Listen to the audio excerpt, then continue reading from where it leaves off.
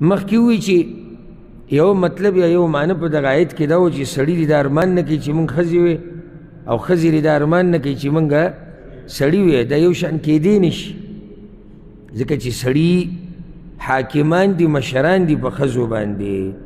الرجال قوامون علی النساء، نارینه مشران دي په ښځو باندې یا حاکمان دي په ښځو باندې. ولی بما فضل الله بعضهم على بعض، په سبب د دې چې غوروالی ورکړی دی الله بعضې د دوی ته په بعضو نورو باندې. دا غوروالی چا ورکړی دی؟ الله. وبما انفقوا من اموالهم، او په سبب د دې چې خرج کوي دوی د مالونو خپلو نه. دا سړي ولې غوره دي؟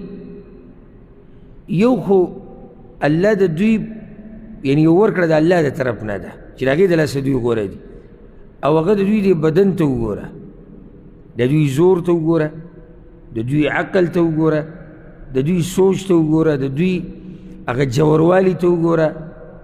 د دې هر څه نه دا ښه واضحه ده چې سړی د زنانه نه غوره دی په دې باب کې، او په هغې اوچت دی او په هغې مشر دی.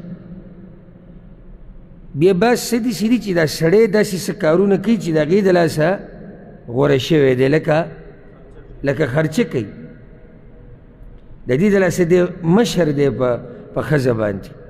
ذمهواریانو ته یې ګوره، ذمهواریان یې د ده څه دي؟ ډېرې دي په نسبت د ښځې، د هغې د لاسه دی مشر دی. نو دا عین عدل او انصاف دی چې سړی دې مشري په زنانه او په ښځه باندې. په زور کې ګوره هغوی کمزوري دي، په عقل کې کمزوري دي، په مال لګولو کې کمزوري دي، په ذمهواریانو کې هغوی زموږ نه شاته دي، او داسې نورې ډېرې خبرې دي. نو انصاف او عدل دا و چې همدا سړي دې څه شي؟ دوی دې مشران شي. الرجال قوامون على النساء.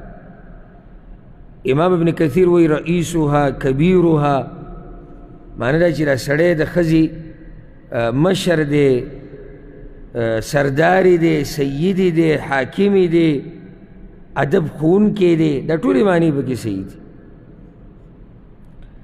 او وګوره ځکه خو نبوت په ښځو کې نبوت شتي نشتی، نبوت صرف په سړو کې دی. او حدیث کې راځي په صحیح بخاري کې دی لن یفلح قوم ولو امرهم امرأه، هغه قوم چېرته نه کامیابیږي چې خپله مشرتیا ښځو له ورکړي، او یې نه کامیابیږي.